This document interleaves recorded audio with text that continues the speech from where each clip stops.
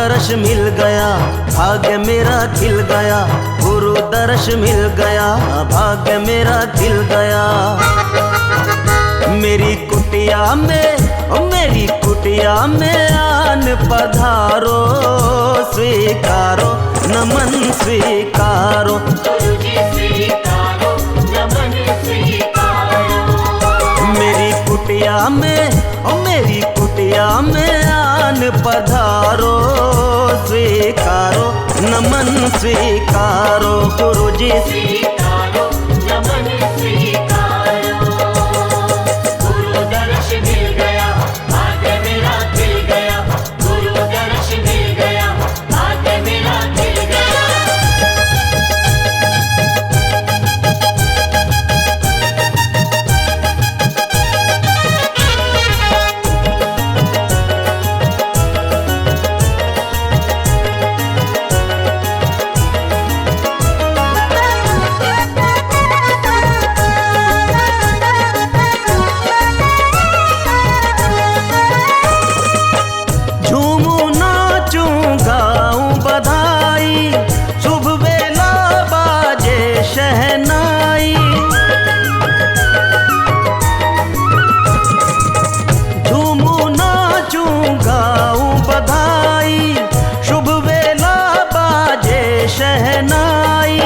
कुछ ना मांगू तुमसे ज्यादा, मन में है बस यही इरादा, जीवन को मेरे सवारो, स्वीकारो नमन स्वीकारो, गुरुजी स्वीकारो नमन स्वीकारो।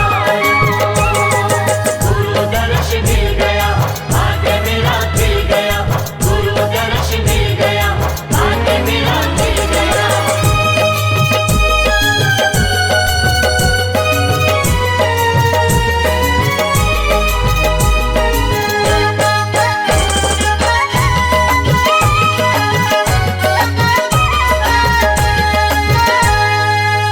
चरण पखारूं गुरु को निहारूं, चरण धूलि को मस्तक धारूं। ओम रूम संत श्रोमणी आचार्य भगवान श्री विद्यासागर जी महामुनिंद्र अत्र अवतार संवृत्ति आहावनम, आत्र तिष्ठ तिष्ठ ठाठा इति स्थापनम, आत्र मम सन्नेतो भावस सन्निधिकरणम परिपुष्पांजलिम।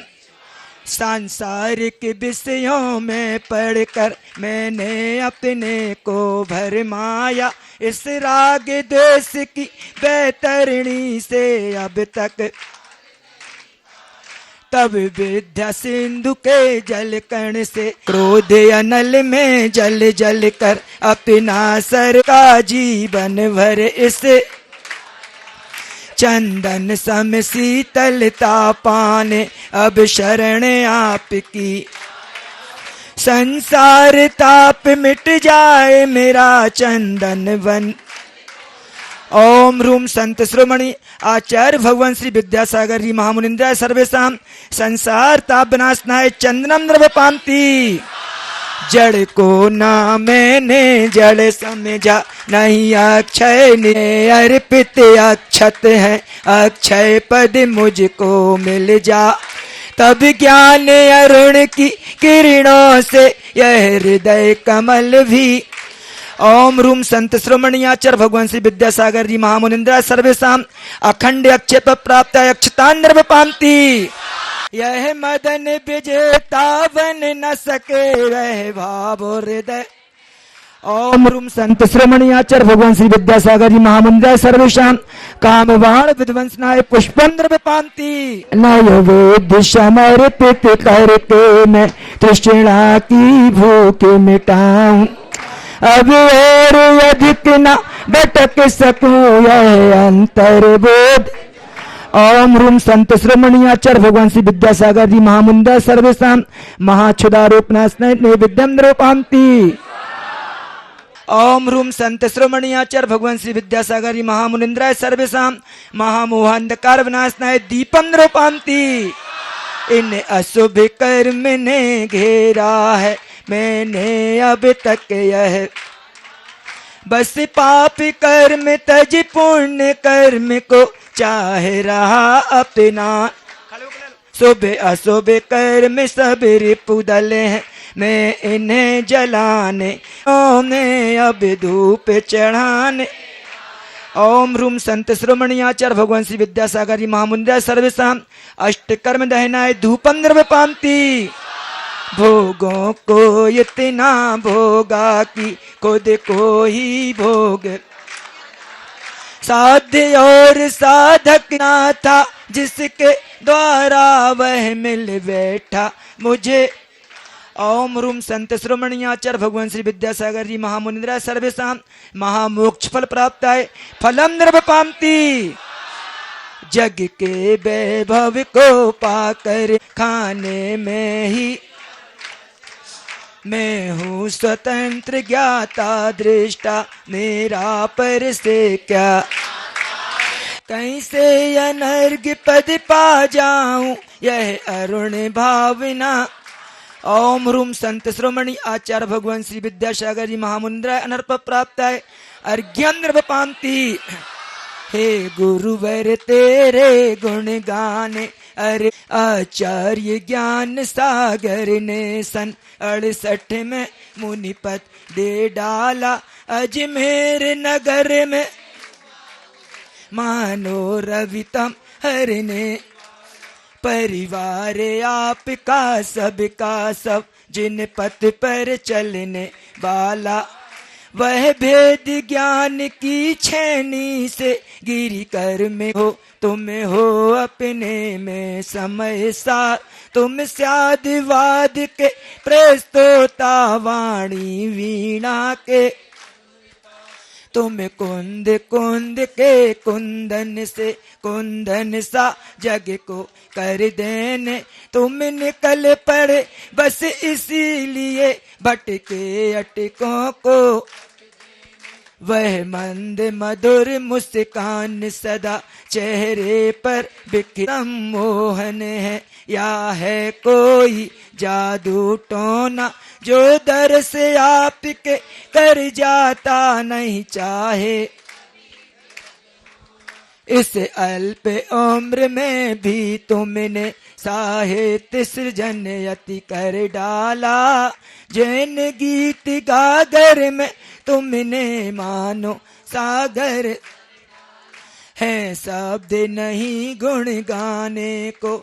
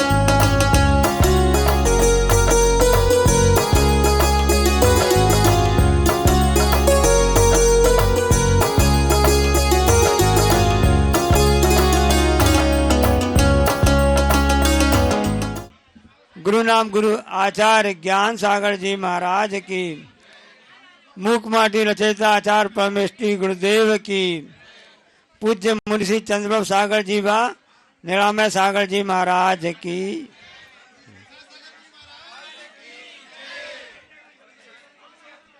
श्रद्धा कहती है कि मैं पाषाण को भी भगवान बना देता हूं। श्रद्धा क्या कहती है कि मैं पाषाण को भी भगवान बना देता हूं, और तर्क कहता है कि मैं भगवान को भी पाषाण बना देता हूं।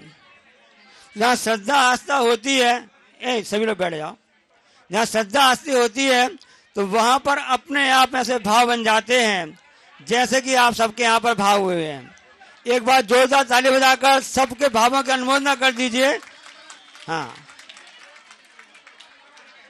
आप लोग ने देखा होगा भारत सरकार ने आपके लिए, देश की सुरक्षा के लिए, देश की व्यवस्था के लिए आपका एक परिचय पत्र बनाया था। जानते ना, आपका आई कार्ड जिसको बोलते हैं ना, ऐसा परिचय पत्र बनवाने के लिए उसने योजना चालू की थी भारत सरकार ने, क्योंकि उसकी व्यवस्था जरूरी है, राष्ट्रीय सुरक्षा भी जरूरी है। तो क्या हुआ, साथ में उसमें आपकी फोटो भी बना दी गई, साथ में फोटो लगाने की भी व्यवस्था कर दी गई थी। अब क्या हुआ कि सरकार ने आपके लिए वो कार्ड बनाने के लिए व्यवस्था कर दी और साथ में फोटो भी लगाने की व्यवस्था कर दी। अब आप देखिए उसमें आपकी फोटो कैसी थी।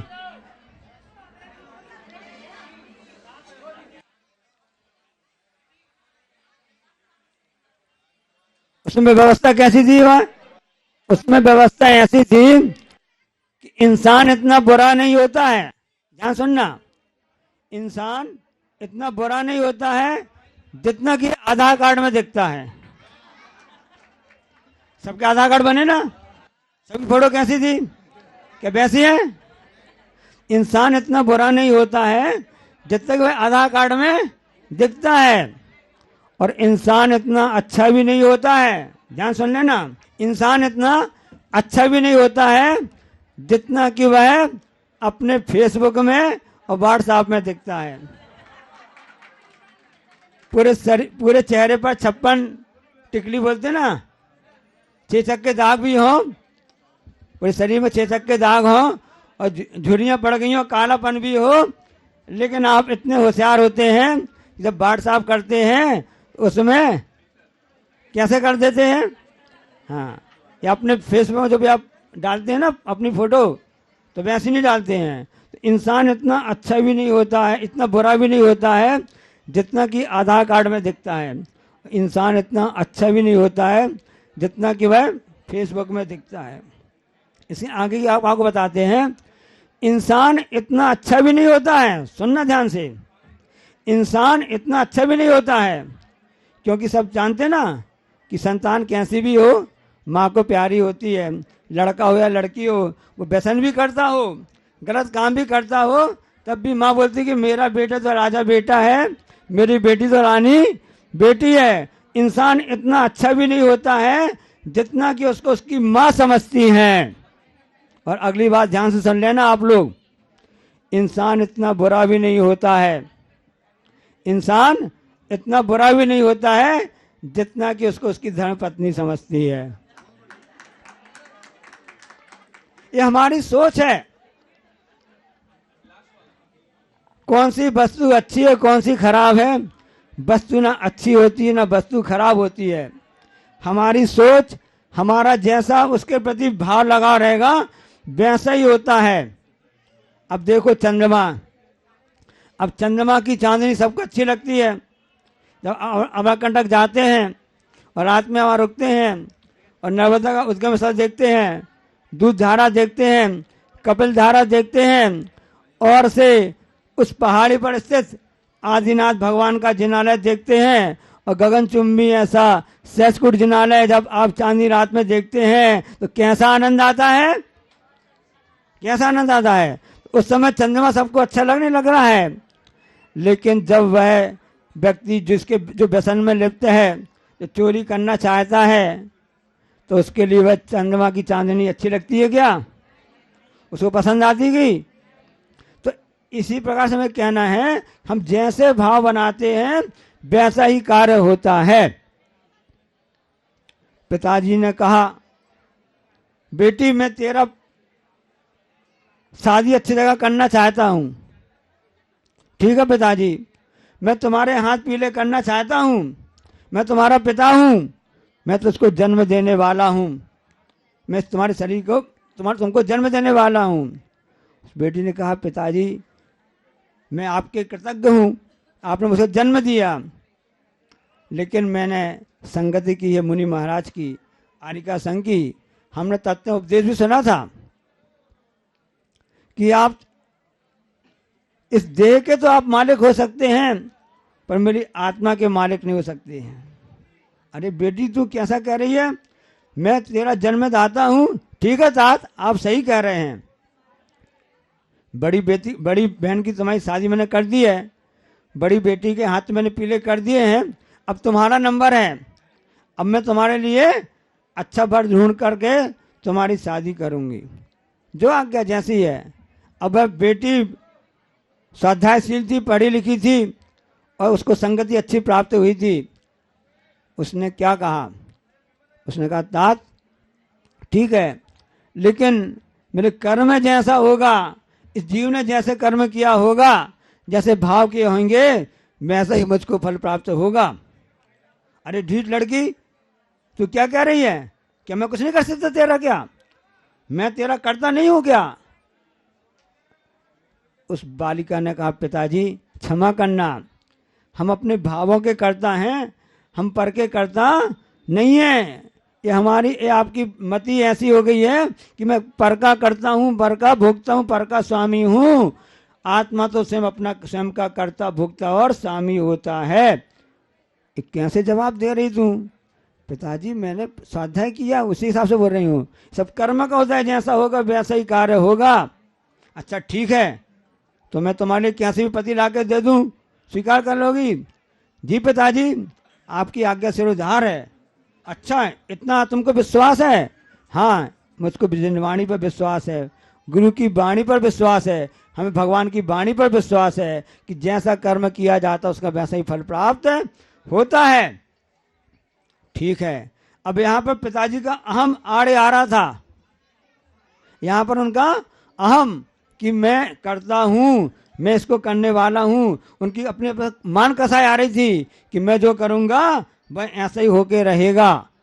अच्छा ठीक है, जो आप चाहोगे। उन्होंने कहा, ढीठ निर्लज्ज लड़की, तू मुझसे पैदा हुई है और मुझसे बहस लड़ाती है।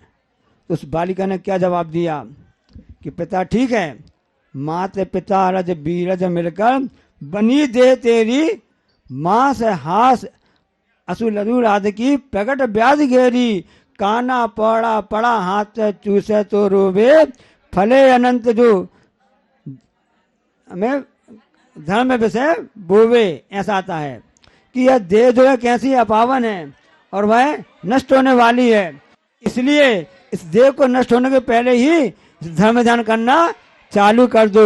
यही हमारा कर्तव्य है। यह कथानक किसका है? मैना सुंदरी का और उसके पिताजी राजा बहुपाल का है। तो मैना सुंदरी के लिए उसके पिताजी ने जानबूझकर ढूंढ करके एक कोढ़ी पति के साथ शादी कर दी। लेकिन सबको मालूम है यदि अंदर के भाव अच्छे होते हैं, परिणाम होते हैं। उस बेटी ने क्या कह दिया, पिताजी मेरे परिणाम अच्छे होंगे, मेरा पुण्य का उदय होगा तो मेरा कोढ़ी पति भी कामदेव बन जाएगा। उसने सिद्ध चक्र मंडल महाविधान किया, सिद्धों की आराधना की, पंच परमेश्वर की आराधना की। सब जानते हैं कि कोढ़ीपति भी कामदेव जैसा सुंदर हो गया। श्रीपाद जिसका नाम रहा है। इसलिए हमको ऐसा हट नहीं करना कि मैं ऐसा करके ही रहूंगा। जो जैसी व्यवस्था है उसमें हमको साथ देना है। हमेशा सुखी दुख रहना नहीं है। मैं सुखी दुखी, मैं रंग राव, ऐसा कहते जरूर आप हो, लेकिन कोई भी वस्तु ना सुख देती है ना दुख देती है।